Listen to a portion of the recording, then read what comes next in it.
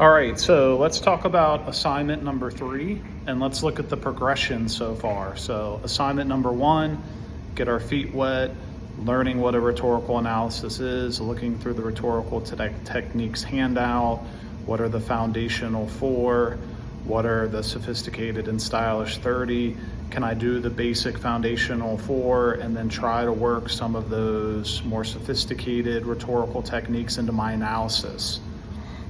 Then last week with assignment number 2, taking a look at the 2 texts that you'll be able to choose from to do the rhetorical analysis. Am I interested in Einreich's argument? Am I interested in Ted Chiang's argument? Or maybe there's another reason you're choosing one over the other, like I think I could analyze this a little bit better. That way you have a choice. And now you're taking that choice and writing a rhetorical analysis essay about it. One of the most fruitful things that you can do right now is go back to the original Google Slides that I gave you in assignment 1 for Nancy Mayer's disability. Reread her essay again, and then start going through the Google Slides. I literally walk you through exactly what you need to do to break down that essay, which is exactly what you need to do to break down either Einreich's or Chiang's essay. What I recommend is right there in the Google Doc, the Google Slides. Identify Chiang's or Einreich's main argument, which you did last week. See, that's why I had you do for assignment 2, breaking down some of these things like that article, that author's purpose, their potential audience, their argument, so that you have the basic bare bones to then make the analysis. What kind of logical and emotional appeals do they do? And if you're still confused about any of those things, like what exactly, how do I talk about an emotional appeal? That's all in the Google Slides. So loaded words, his manly protective embrace. Mayers is commenting on how the one media representation she found of a woman with multiple sclerosis highlighted how the TV writers use that disability as a plot point so a male savior could come in and rescue her romantically. What you're seeing in those slides is the bare bones of the paragraphs of analysis. So how would you go about writing a rhetorical analysis essay? You have to identify, first of all, you have to have an engaging opening. So some way to draw the reader in so they want to read your analysis essay, and then give some contextual background information about Einreich or Ted Chiang, and then their article, where it was published, and then transition to the thesis statement. Your thesis statement should look like the one on slide number 9. Mayers uses a mix of both logical and emotional appeals, loaded words, hypophora, and a scornful, caustic, and ultimately cautionary tone to effectively persuade able-bodied people to join her in advocating that media and advertisers should include more representations of people with disabilities, particularly complex, rounded representations where a disability is just one part, not the sole part, of that person's identity. Now, looking at that thesis statement, you might go, whoa, how can I do that? Well, you already spent some time with Mayer's, or not Mayer's, but Einreich's or Chiang's essays. You've already broken it down if you did the week 2 assignment, assignment number 2, main argument, purpose, audience, logical and emotional appeals. You have the foundational understanding of that text. And hopefully you've looked at my feedback to either tell you, yep, you did it, or have you considered this as the audience? Have you considered this as the argument? Have you considered this as the purpose? Okay? So that's why it's beneficial to do the assignments week to week. You get the feedback, you're able to make the necessary steps to keep moving forward and maximize your potential to gain as many points as possible. But if we break this thesis statement down, it's author uses rhetorical techniques. What are they? Logical and emotional appeals, loaded words, hypophora. Those are the ones I'm going to talk about in my essay. I'm going to identify her tone. So what's Einreich's tone or Chiang's tone?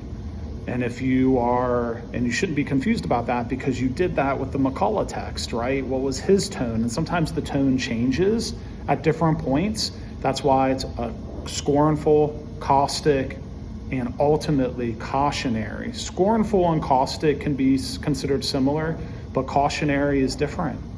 So are there changes to the tone, just like in McCullough Jr.'s speech? Like, he could be solemn, he could be entertaining and humorous at the same time at different points. So you would include that, like if you're writing about McCullough Jr., which you're not, you're writing about Einreich or Chang. But author uses, Chang uses these rhetorical techniques, Einreich uses these rhetorical techniques. Chang, Einreich has this tone or these tones to do what? That's the purpose. It has to be in your thesis statement. To effectively persuade, to effectively inform and entertain, or it's got to be one of those three, a combination of two or all three, but you have to talk about which is dominant. So author uses rhetorical technique and this tone to achieve this purpose, to do this, and then who's the audience? So let me show you with Mayers again. Mayers uses these rhetorical techniques, a mix of both logical and emotional appeals, loaded words, hypophora. Then we move on to tone in a scornful, caustic, and ultimately cautionary tone. Two, now I'm giving the purpose to effectively persuade, and then the audience. What audience? Able-bodied people to join her to do what? To join her in advocating. So it's author, rhetorical techniques, tone, purpose, to audience, to do something. That's what you need to have in your thesis statement. So that's what you need to be thinking about right now. Now, you might not be able to write that thesis statement until you write the essay. It is okay to not write the introduction and go straight into a body paragraph. How would you do that? Well, look at the Google Slides. For Mayers, is you start at the beginning of the essay. How do they open the essay? How do they hook the reader? How do they present their argument? What kind of logical and emotional appeals do they give? What's their purpose? Who are their audiences? And then can I work in some of the sophisticated and stylish? It's not really effective to go logical appeals, emotional appeals, hypophora, rhetorical question, and just organize it, because it's hard to put a line of reasoning there. Do it chronologically through, like walking the reader through, kind of like hand in hand. This is what Einreich or Chang does at the beginning, and here's an example of a logical appeal, here's an example of a rhetorical question, here's an example of hypophora. He tries to pull at the reader's emotion here with this personal anecdote or this hypothetical example to make the reader feel like this, which accomplishes fill in the blank. And then in the middle of the essay, he goes back to an emotional appeal, then gives a logical appeal from this source, giving facts and statistics to prove fill in the blank. And you're walking the reader through hand in hand from beginning to middle to end with anything that comes up that's fruitful to analyze in terms of the rhetoric to make the case that you are in your thesis statement, which, if we go back to Mayers' thesis statement, I'm gonna have things about logical appeals in my essay, things about emotional appeals, loaded words, hypophora, the tone, where is it scornful, where is it caustic, where is it cautionary, where is it clear that she's focused on appealing to able-bodied people, and then how is it clear that she's advocating this message that she wants people, media and advertisers, to include more representations of people with disabilities. That's the essay. The thesis statement creates that expectation that that line of reasoning will be there through your explanation and analysis of the beginning, the middle, and the end. What you've also figured out is that when you go to write your argumentative research essay, number one, how did Mayers begin her essay? How did McCullough Jr. begin his speech? How did Pamela Paul begin her essay, The Case for File Cabinets? And then how did Einreich and Chang do it? And then can you learn something about how to begin your essay with an engaging opener? How can I structure my essay to look like what they did? And can I work in logical and emotional appeals? Can I work in hypophora rhetorical questions? Can I have loaded words in there? What kind of tone do I want to take? What's my purpose behind all those things? I'm then thinking about consciously and conscientiously while I'm crafting my rough draft of my argumentative research essay. So that's the progression. And then when we get down the road to the multimodal project, we've talked about audience since the beginning. I want to expand my audience for my argument beyond Mr. Ruoff and my classmates. Well, how do I do that? Well, you take it beyond just writing an essay to, I make a TikTok or a reel, I record a podcast, I interview someone, I record a video, all these different things. I make a Canva infographic, I make a t-shirt design that communicates the argument that might persuade somebody as I'm walking out, or I'm trying to sell these t-shirts so that people buy them on campus, and then, maybe it goes viral, who knows?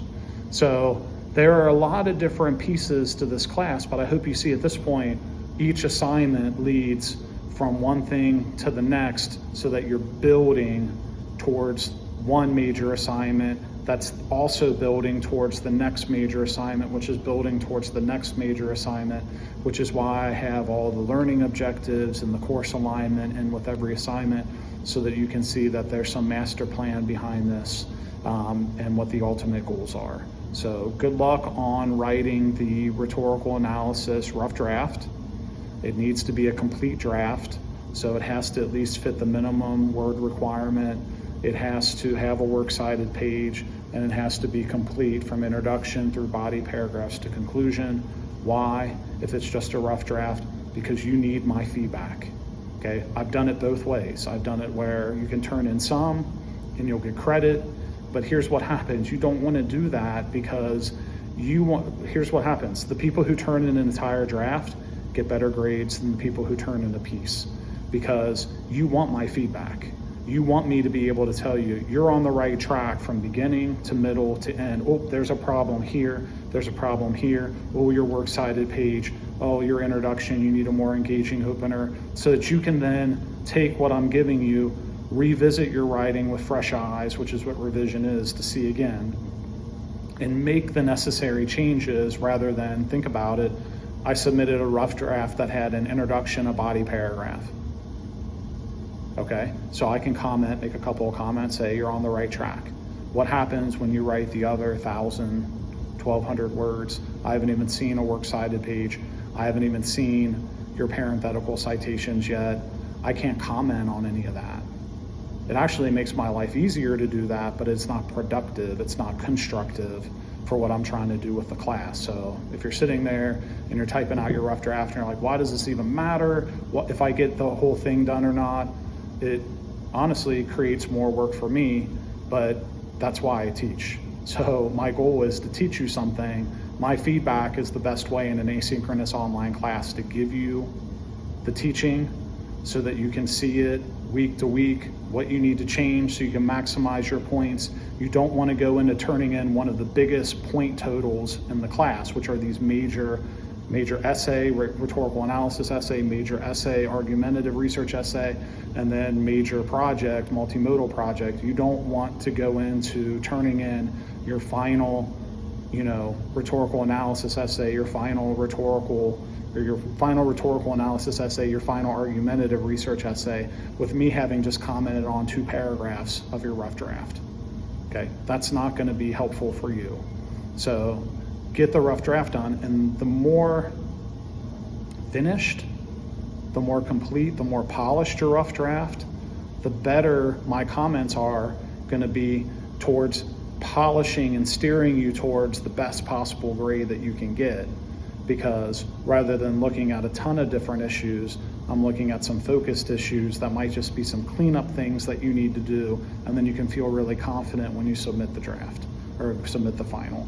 So just giving you some of why am I requiring you to do some of this stuff? That's all. All right, so still in the beginning of the semester, right? So it's week 3. You're turning in your first rough draft. Do the best you can, and I look forward to reading what you come up with.